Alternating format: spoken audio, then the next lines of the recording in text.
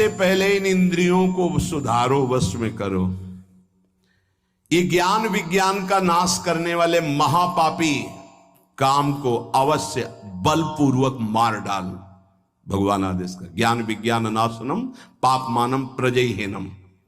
पापमानम केवल पाप ही कराते हैं, पाप से पाप ही बनता, कभी पुण्य नहीं होता, ध्यान रखना।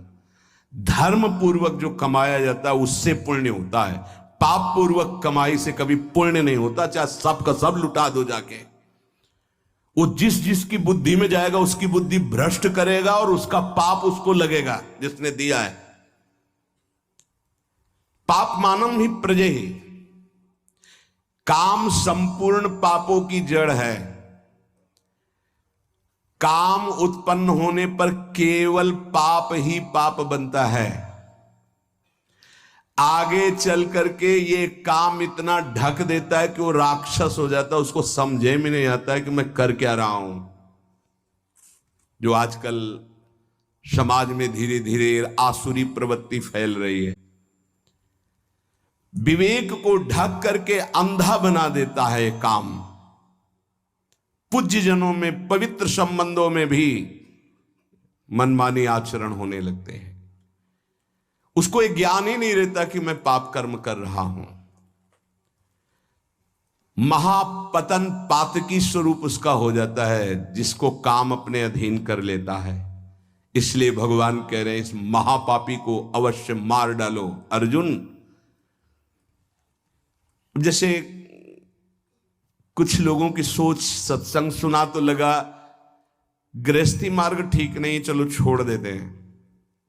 दो मार्ग हैं भगवान के ही बनाए हुए, एक निवृत्ति मार्ग, एक प्रवृत्ति मार्ग।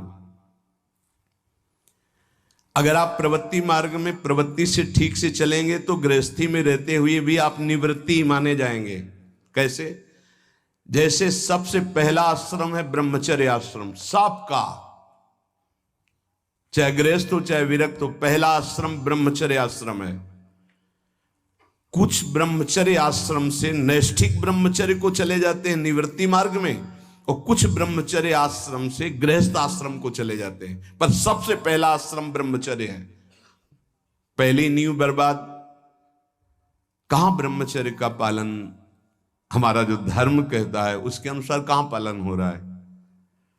जब तक पाणिक ग्रहण संस्कार विवाह नहीं हुआ तब तक ब्रह्मचर्य का आदेश शास्त्र में, वो असमर्थ हो गए। आज अगला गृहस्थ धर्म, जिससे पाणिक ग्रहण किया आजीवन उसी के प्रति भाव रखना। संतानोत्पत्ति धर्म रूपी काम, आगे चलकर आपको वैराग्य हो जाएगा, अपने आप वैराग्य हो जाएगा, भोगों से वैराग्य हो जाएगा, क्योंकि धर्मो रक्षते रक्षिता। आप धर्म से चल रहे थे, इसलिए तीसरा मार्ग वानप्रस्थ। अब वो अंदर से उसके अंदर व्याकुलता पैदा होने लगती, बहुत समय नष्ट हो गया भोगों में। क्योंकि पहले ब्रह्मचर्य था, पुनः ब्रह्मचर्य का अभ्यास जागृत होता है और फिर संन्यास क्रम से आ जाता है। और वो नैष्ठिक ब्रह्मचर्य से सीधे, अब ऐसे सत्संग सुना और आपने सोचा कि नहीं, भजन करने के लिए हम संसार को छोड़ देते हैं, तो किस संसार को? बहुत ध्यान देने का विषय, किस संसार को? बोले इसको नहीं, इसको नहीं, इस संसार को।